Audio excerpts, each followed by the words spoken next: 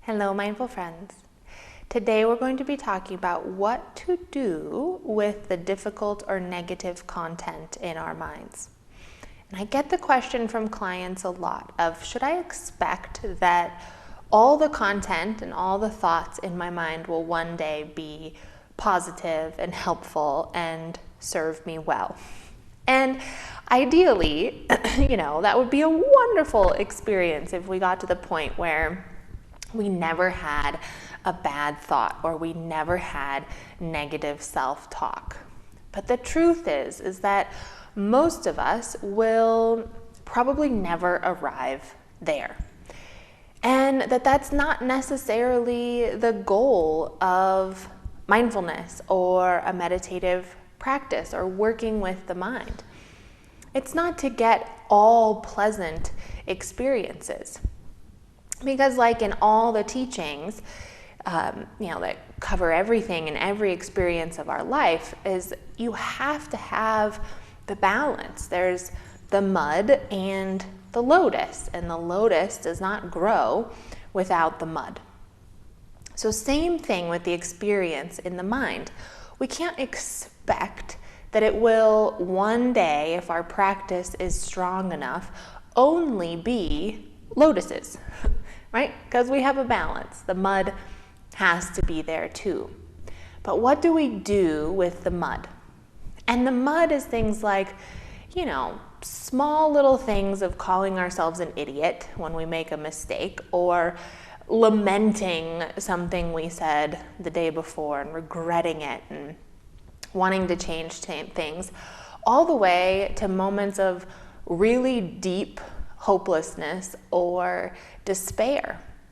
And when you enter into the practice, let's not go in with an expectation that we'll never have those moments. The great teacher Thich Nhat Hanh wrote in his books that there were times when he was dealing with the war in Vietnam, or kind of the racial discrimination. He did a lot of work with Martin Luther King here in the United States, that sometimes it would suck him in and the negativity would grow and he would struggle with despair. And he would have to go into, a day of silence or retreat away to watch the contents of his mind and work with them, massage them, kind of look at them and transform them back into lotuses. But it doesn't mean that he never had mud in his mind. So as we're going in, we don't have these expectations that we'll never have the mud in our mind. So when they do arise, these thoughts, negative self-talk, or long periods of seeing darkness, what do we do with them? And the first is to remember this teaching. Don't expect that they won't be there. So the first, suffering that comes from that is that we feel like I'm suffering more because I'm so angry or upset at myself for having these negative thoughts. It's like, well, you have them. They're here. They're a part of your experience. Okay. And sometimes I even, I'll say hello to them. Don't push them away or make them the negative part of you or the disconnected part of you. But when you see them, acknowledge them. Hello. I know that you are there. I know you're a part of this experience. And you too belong.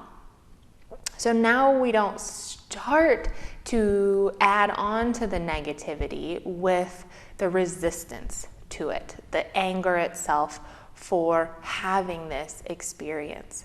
So make peace with it, a little bit of acceptance there. And then we start looking, we watch. It's kind of the power of the mindful observer. That you notice there's a part of you that is not this negative thought. So before our mindfulness practice, when we go into the darkness or we have this negative thought, it can appear like this is our whole experience.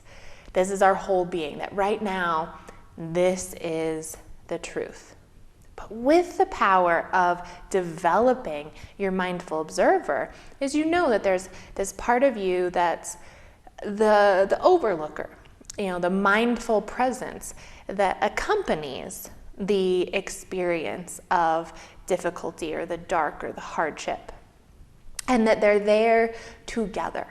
So the mindful presence is always there supporting the other, the hard side of your experience. So it's not alone. That we don't want to leave that hard experience by itself. So it is accompanied. And the wisdom of this side of you, that's the mindful observer, remembers that there's more to you, there's more to life, there's more to experience than this one thought.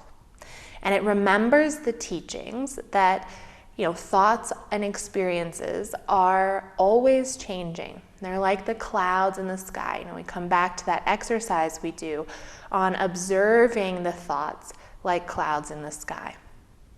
That yes, they will manifest, they'll be there. Sometimes they're dark and scary, like the clouds of a storm, and they seem like they'll never end, and they've taken over the whole world, the whole reality. But the wise observer remembers that these clouds too will pass, and that behind them still exists the blue sky. So we're remembering that they are transitional, that they come and they go. And then I like to ask myself, is this true? And is this the whole truth? I always love that question. Because we can believe, when that dark, stormy cloud comes in and it covers our whole sky, this starts to seem like the whole truth, the only truth. And it's scary. It takes over everything. But just asking that question, is this true? And is this the whole truth? Can help us to let go of the fear that this will last forever, and the kind of idea or perception that this is now our mental state. This is the whole truth of my mind, is this negativity. No, we remember there's other truths here. And that yesterday we were looking at our lives or this situation very differently. And that sometimes can be enough to loosen our fear and our resistance and our, fight with this mental experience. And then what happens is all of a sudden our kind of tunnel vision onto the negative thought patterns or the negative perspective starts to widen. So the tunnel starts to open up and the light can start shining in. And then we start recognizing the light out in the world, and we can redirect and start experiencing the other thoughts in our minds, remembering that there's good ones in there too, and that the next moment your perception might widen and turn into something lighter and brighter. So when we're approaching, relating to the thoughts in the mind, remembering they're not always going to be positive. No matter how strong your practice gets, you're not going to be rainbows and butterflies all the time up in that mind. But that mindful presence is what comes in, can be the wise observer, can help you to step back, to remember that this too shall pass, that it's the transforming, it transitions, and widen the perspective. And then have patience. This will pass too. Have patience for it. So this week I invite you to look into those thoughts that seem really, that you're struggling with. They seem dark in your mind. And can you bring the mindful presence to them, the wise observer to those too? And see if that opens your perspective to start letting the light back in. If you enjoy these talks and would like to join us for a group session or individual coaching, you can visit us at newleafmindfulness.com.